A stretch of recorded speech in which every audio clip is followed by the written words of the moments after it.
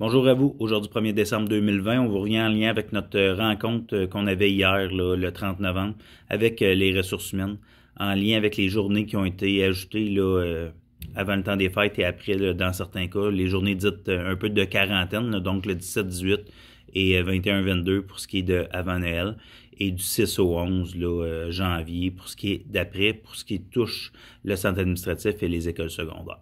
Donc, on va vous donner quelques explications. Ce qui est important de savoir, c'est que vous allez devoir voir avec le gestionnaire, votre direction, d'école, de département, de secteur, peu importe, comment que ce sera géré. OK? Parce qu'on se rappellera là qu'on est dans un système qui est décentralisé, donc les grandes lignes sont données.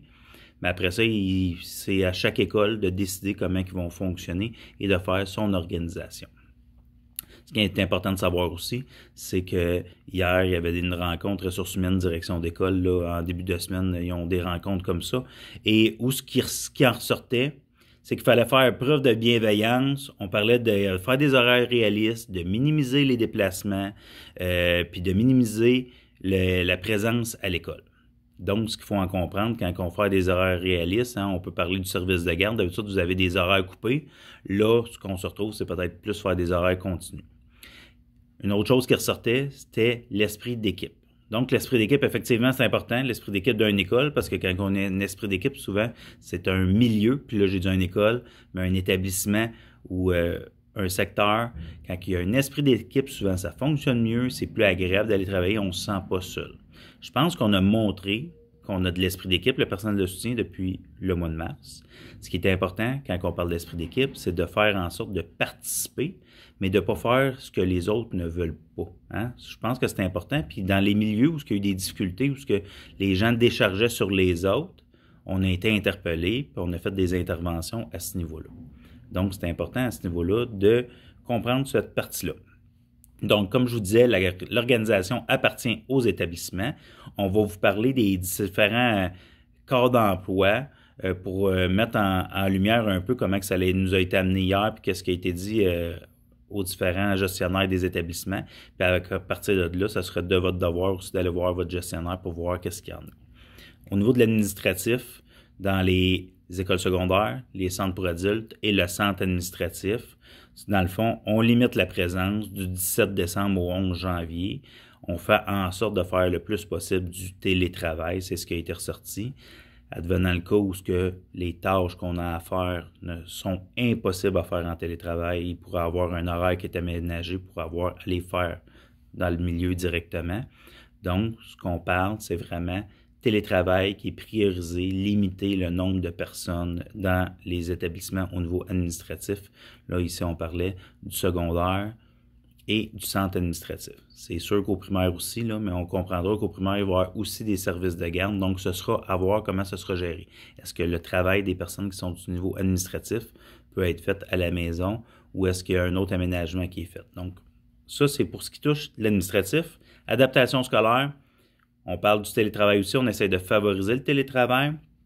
On ne se cachera pas qu'adaptation scolaire, si on revient au printemps, tout ce qui était les personnes qui sont TES, PEH, il y a certaines personnes qui ont été appelées à venir faire des heures en présence avec les élèves dans les services de garde d'urgence. Chose qui pourrait arriver encore, étant donné qu'il y a des services à donner à certains jeunes qui sont là en présentiel et puis qui ont des difficultés. Ensuite de ça, on a service de garde. Donc, service de garde, ce qui en ressort, c'est qu'il va y avoir un appel qui va être fait aux parents.